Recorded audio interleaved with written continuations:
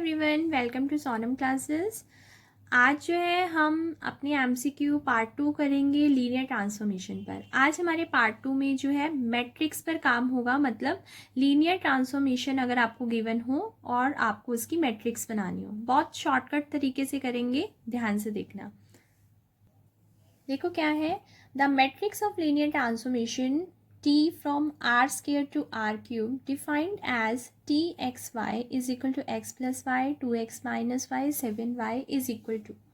अब देखो हमें चार मैट्रिक्स दे रखी हैं और हमें ये पता करना है कि हमारी इस लीनियर ट्रांसफॉर्मेशन से मैट्रिक्स कौन सी बनी।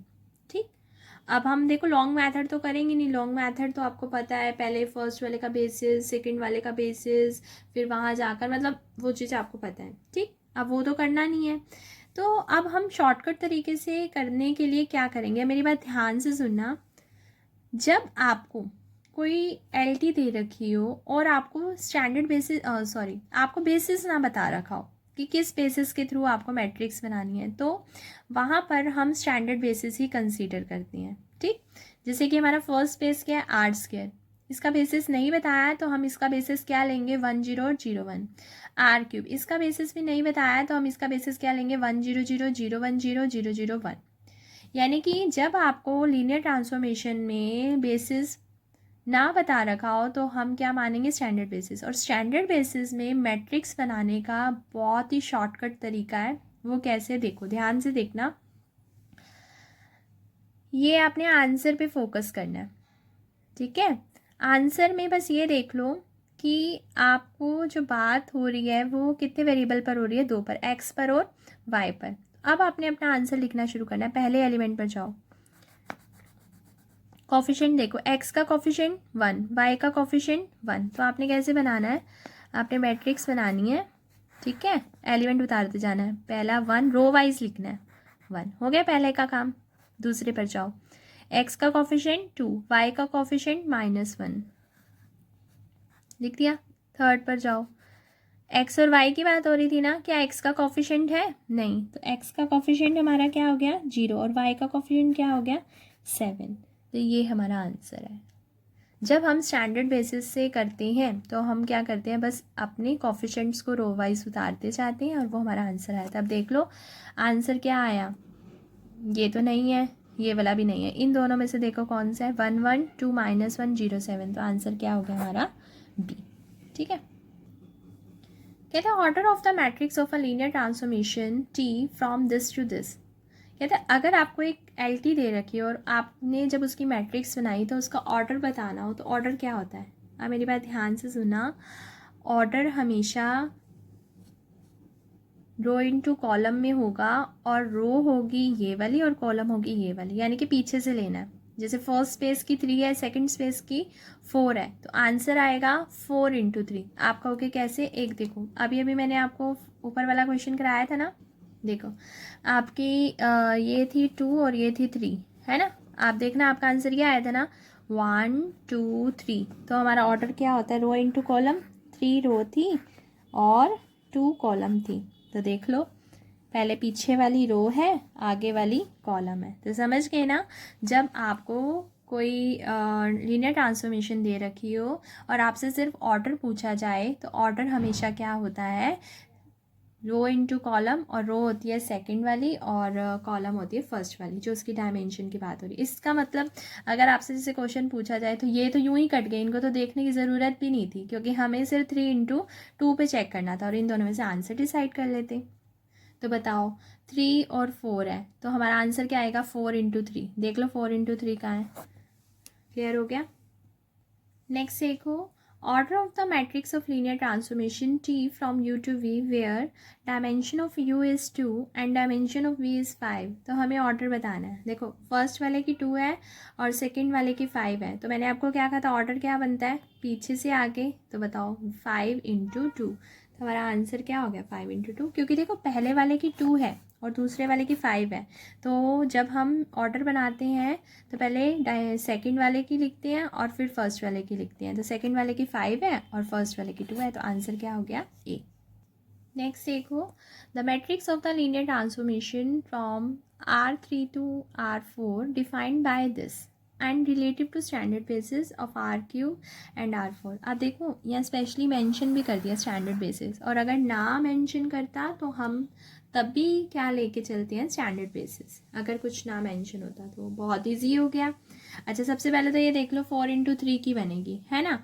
4×3 की देख लो कहाँ है, जहाँ 4 तो रो हो और 3 कॉलम हो, 4 रो 3 कॉलम, यानी कि 1 2 3 4, 1 2 3 4, और ये 1 2 3, यानी कि बी वाला और डी वाला तो आंसर हो ही नहीं सकता, आंसर या तो ए है या तो सी है। चलो फिर भी हमें स्टैंडर्ड बेसिस वाला करना आता है ना, करो। एक्स का, अब एक्स वाई जेड में बात चल रही है, पहले एक्स का कॉफिशिएंट लेना है, फिर वाई का, फिर जेड का। हाँ जी, क्या बनेगा, 1 1 1 1 1 1, फिर 2 0 1 2 0 1, फिर 0 2 -1 0 2 -1, फिर क्या बनेगा, एक्स का कॉफिशिएंट 0, वाई का 6, जेड का 0, ये आ गया। तो आंसर क्या हो गया, ए, क्योंकि बी और डी तो वैसे ही कट गए थे और स्टैंडर्ड बेसिस में मैंने आपको सिखाई रखी है मैट्रिक्स बनानी, तो आंसर क्या हो गया, ए। नेक्स्ट देखो, the matrix of the linear transformation T from R² to R³ given by TXY is this is equal to. अब देखो फिर से स्टैंडर्ड बेसिस, कोई बेसिस नहीं दे रखा, दैट मीन्स हम क्या कंसीडर कर लेंगे दोनों के लिए स्टैंडर्ड बेसिस, R² के लिए भी R³ के लिए भी। अच्छा बताना आंसर कितने ऑर्डर का बनेगा, 3×2 का, 3 रो 2 कॉलम, यानी कि ए तो हो नहीं सकता और डी भी नहीं हो सकता, या तो आंसर बी है या आंसर सी है। चलो देखते हैं। हाँ जी, एक्स का कॉफिशिएंट 1, वाई का -1, इसमें भी यही है, इसमें भी यही है। इधर देखो ध्यान से देखना, पहले देखो, अब ये कंफ्यूज करने के लिए है। अब हम क्या करेंगे फटाफट जल्दी जल्दी में, ये दे लिया ना 1 -1, अगला क्या ले लेंगे 2 -1, और हम इस पर टिक कराएंगे और -1 0, है ना। जबकि नहीं, आपको मैंने क्या बताया था, पहले एक्स का कॉफिशिएंट लेना है फिर वाई का, क्योंकि एक्स और वाई लिखा हुआ है। तो 1 -1 ठीक है। अब इसका क्या बनेगा, -1 2, कितना कंफ्यूज करा गया था, मोस्टली बच्चे बी टिक कराएंगे, -1 0, जबकि आंसर क्या है, सी। क्लियर हो गया ना, क्योंकि एक्स वाई की बात हो रही है तो पहले एक्स का उतारना है फिर वाई का उतारना है, तो आंसर क्या हो गया, सी। नेक्स्ट देखो, TR² से R² be defined by T हमें दे रखा है, which one of the following is the matrix of T for 0 1 and 1 0 as a basis for both domain and range of T, यानी कि ये होती है डोमेन और ये होती है रेंज ऑफ टी। कहते हैं कि इसका बेसिस लेना है 0 1 एंड 1 0, और इसका भी बेसिस क्या लेना है, 0 1 1 0। अब आप कहोगे कि स्टैंडर्ड बेसिस नहीं, क्योंकि स्टैंडर्ड बेसिस में पहला 1 0 और दूसरा 0 1 लेते हैं हम, है ना। तो अब आपने ध्यान से क्या करना है कि अब बनानी पड़ेगी मैट्रिक्स। अब वैसे ही मैंने ये क्वेश्चन सिर्फ इसीलिए डाला है, 1% कि स्टैंडर्ड बेसिस वाला नहीं आता, तो आपको बनाना आना चाहिए कि भाई अगर स्टैंडर्ड बेसिस ना दे रखी हो तो मैट्रिक्स किस तरीके से बनाई जाती है। छोटा सा ही क्वेश्चन है, मतलब इतनी ज़्यादा भी टाइम नहीं लेगा, पर फिर भी हमें आना चाहिए जस्ट, अदरवाइज़ जहाँ तक मुझे लगता है तो स्टैंडर्ड बेसिस से ही रिलेटेड आ सकता है, क्योंकि वो जल्दी हो जाता है। चलो देखो, हमारा फर्स्ट स्पेस भी R² था, सेकंड स्पेस भी R² था, और उन्होंने कहा था कि बेसिस ही है, ठीक है। 0 1 और 1 0, 0 और 1 और 1 0, और टी मैपिंग ये है। अब करने का तरीका क्या होता है, जस्ट मैं आपको बता देती हूँ कि जैसे जो फर्स्ट वाला स्पेस होता है ना, उसका बेसिस उठा लिया 0 1 और 1 0, और अपने टी में जाके लगा दो। मैंने देखो लिख दिया कि आप डोमेन यानी कि ये इनके बेसिस की वैल्यू पुट कर दो। तो जब मैंने 0 1 पुट किया, 0 1 पुट किया तो ये आ गया, आ गई। अच्छा, और जब मैंने सेकंड वाला एलिमेंट पुट किया बेसिस का, तो 1 0 पुट किया तो ये आया। अब पहला स्टेप तो यही होता है कि आप फर्स्ट वाले की बेसिस की वैल्यू पुट कर दो। पुट करने के बाद जो आया है, जैसे ये इसको दूसरे वाले, ये है ना, देखो जो दूसरे वाला बेसिस, उनकी लीनियर कॉम्बिनेशन में लिख दो। जैसे 1 -1 को इन दोनों की किस में लिख दिया, लीनियर कॉम्बिनेशन में, a into something plus b into something. Just solving करती, छोटा सा ही है, 0 a ये आ गया, b a, तो a की वैल्यू होगी -1, b की वैल्यू होगी ये, ठीक है। अच्छा, दूसरे वाले को भी हमने क्या किया, इन दोनों की लीनियर कॉम्बिनेशन में लिख दिया, ठीक। यहाँ से c की वैल्यू आ गई, d की वैल्यू आ गई, इतनी चीज़ें आ गई। ज़्यादा लेंथी नहीं था, क्योंकि ये तो मैंने आपको पूरा लिख के बताया। आप तो क्या करोगे, फटाफट टी लिखने की जरूरत, सीधा आप फटाफट पुट करोगे, भाई 0 1 पुट किया ये आया, ये पुट किया ये आया, और इसको लीनियर कॉम्बिनेशन में लिख दिया और इसको लीनियर कॉम्बिनेशन में। अब मैट्रिक्स कैसे बनती है, ध्यान से देखना। मैट्रिक्स बनती है, ये जो आपने पहली बार ये लिए थे ना कॉफिशिएंट्स, इनको आपने कॉलम में उतारना है, ना कि रो में। यानी कि आपका आंसर ये जो थे ना कॉफिशिएंट चूज़ किए थे ए और बी, और अगले के लिए सी और डी, जो पहले के लिए चूज़ किए थे उसे पहली कॉलम में लिखना है, जो दूसरे लाइन के लिए चूज़ किए थे उसे दूसरी कॉलम में। तो देख लो, ए की वैल्यू क्या थी -1, बी की वैल्यू क्या थी 1, सी की वैल्यू क्या थी 1 और डी की वैल्यू क्या थी 1। ये जस्ट इसलिए कि आपको करने का तरीका आना चाहिए। स्टेप क्या होता है, पहले वाले बेसिस के एलिमेंट टी में लगा दो, जो आंसर आए उसे दूसरे वाले की लीनियर कम्बिनेशन में लिख दो, और लीनियर कम्बिनेशन में पहले वाला जो कॉफिशेंट था उसे पहली लाइन में वर्टिकली लिख दो, दूसरे वाले में जो थे कॉफिशेंट उसे दूसरी लाइन में वर्टिकली लिख दो। तो आंसर हमारा देखो क्या है, -1 1 1 1, यानी कि बी ऑप्शन, -1 1 और 1 और 1, ये हमारा आंसर हो गया बी। नेक्स्ट देखो, इस टाइप के क्वेश्चन बहुत इंपॉर्टेंट है, और ये लेंथ ही नहीं होते, बहुत ही छोटे होते हैं और बहुत ही ईजी हैं। देखो क्या है, P2x B the vector space of all polynomials over R of degree less than और इक्वल टू 2। क्या है, लेस देन और इक्वल टू 2 है, ठीक है।